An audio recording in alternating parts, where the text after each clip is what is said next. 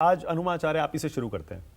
परिवारवाद और भ्रष्टाचार, बीजेपी हमेशा आरोप लगाती है, कांग्रेस एकदम एपिटोम है उसका। भ्रष्टाचार और परिवारवाद मतलब कांग्रेस और भी बाकी पार्टियां निशाने पर रहती हैं।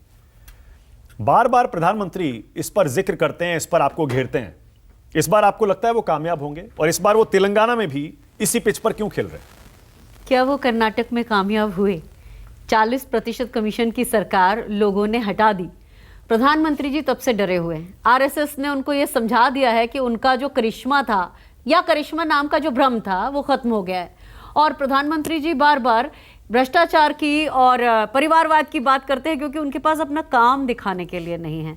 काम के नाम पर देश के ऊपर बढ़ता हुआ कर्ज, गिरता हुआ विदेशी मुद्रा भंडार, ये सब है। तो प्रधानमंत्री जी की आवाज में मुझे रोज एक डर दिखता है, खौफ खाते हुए प्रधानमंत्री।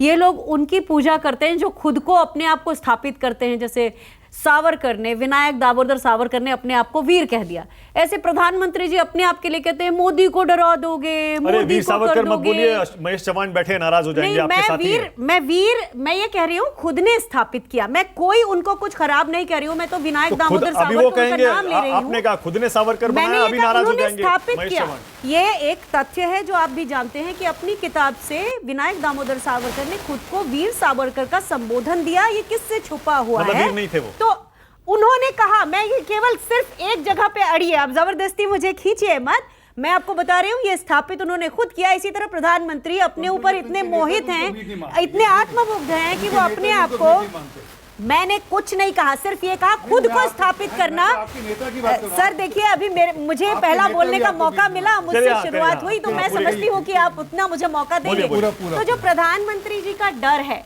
और परिवारवाद की बात करते हैं, पीयूष गोयल हमारे यहाँ मंत्री हैं, कैबिनेट मंत्री हैं, धर्मेंद्र प्रधान हमारे यहाँ हैं, राजनाथ सिंह उनके पुत्र भी राजनीति में ही हैं, अमित शाह जी को कौन नहीं जानता, बीसीसीआई का अपने लड़के को चेयरमैन बना रखा है। तो ये सारी चीजें, ऐसे लोग परिवारवाद की बातें करते हैं। मतलब मैं समझती हूँ कि प्रधानमंत्री जी के पास अब पिच नहीं रह गई है। वो ईडी और सीबीआई और एसएफआईओ और उनके साथ तो इलेक्शन कमीशन ऑफ इंडिया भी है, क्योंकि उनकी गलतियों पर कभी उनको किसी तरह का ना तो स्पष्टीकरण देने की बात आई, ना उन्हें जस्टिफिकेशन देना पड़ा। आप तैयार है ना? परिवारवाद और भ्रष्टाचार पर अगर चुनाव होगा, आप तैयार हैं? कोई डर की बात नहीं है, बिल्कुल तैयार है। ये देश तैयार है, लोकतंत्र तैयार है और जनता तैयार है। जनता निर्णय करेगी। क्या लिस्ट बनाएंगे भ्रष्टाचार का? अगर मुद्दा बनेगा तो क्या आरोप गिनवाएंगे आप बीजेपी नेताओं के खिलाफ? वो तो कहते हैं सारे विपक्षी भ्रष्ट हैं, हमारे नेताओं पर तो कोई चार्जेस ही नहीं है। अरे इतनी अच्छी वॉशिंग मशीन खरीदी है, चाहे नारायण राणे हो, शिवेंदु अधिकारी हो, हेमंता बिस्वा शर्मा हो, इन सभी को तो पानी पी पी के गालियां दी जाती थी। मेघालय चुनाव के पहले कहा जाता था मेघालय की चुनाव की सरकार सबसे ज्यादा भ्रष्ट है, उनके साथ में सरकार बना ली। अभी तक कहते थे छगन भुजबल जी भ्रष्ट है, ये कहते थे अजीत पवार जो है वो भ्रष्ट है, उन्होंने 70,000 करोड़ का घोटाला किया है और आज उन्हीं को अपनी पार्टी में ले गए।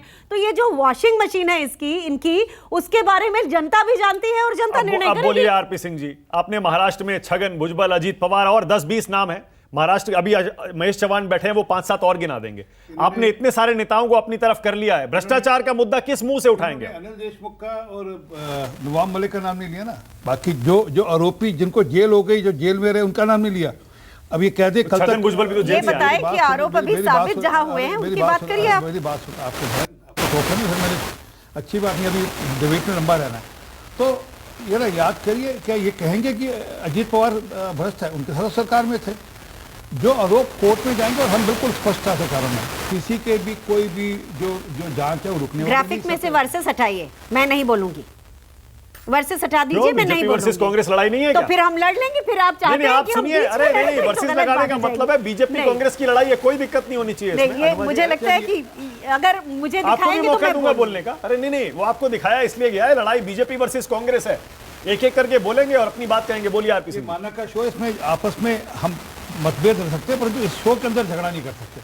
तो जो मैं विषय रख रहा था वो ये कि सबको पता है कि दोनों सोनिया गांधी, राहुल गांधी दोनों बेल पर हैं। अरविंद केजरीवाल के 2 आंखों के तारे दोनों जेल में हैं।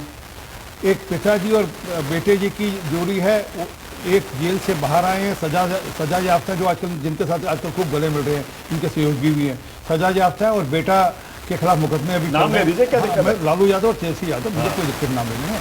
तो ये सब वो लोग हैं जो भ्रष्टाचार में बिल्कुल धंसे हुए हैं। और मैं स्पष्टता से कर रहा हूँ, आपके डिबेट पे कई बार कह चुका हूँ, जिसको इशू हो और कहीं वकील की कमी आ रही है तो मुझसे ले जाओ पैसे वैसे मैं देता हूँ वकील के लिए, कृपा कर अच्छे वकील हायर करो, क्योंकि जिन जिन के इन्होंने नाम लिए उनके सबके मुकदमे कोर्ट्स में खारिज हो चुके हैं। ये नाम ले सकते हैं, बार बार कह सकते हैं कि इसके खिलाफ मुकदमा है। हाँ, क्योंकि जो लोग अपने खुद तो जेल में योगी जी हैं जो अपने मुकदमे खुद ही खारिज करवा देते हैं। कंप्लीट कर ले जरा। आपके मैंने अभी रुक जाओ भाई, आपके शिवसेना के भी 2 लोग जेल में थे, उनके इन्हीं के साथी, और 2 का बड़ा अच्छा सा आंकड़ा, हर जगह इनके 2 लोग का मामला चल रहा है। क्योंकि जो मूल विषय है कि देश, आपने एक आंकड़ा दिया 95% अभी ऐसे हैं जो अच्छा, आप विपक्ष के हैं। आपके माइक में कुछ दिक्कत आ रही है, उसे मैं ठीक करवा रहा हूं। इतने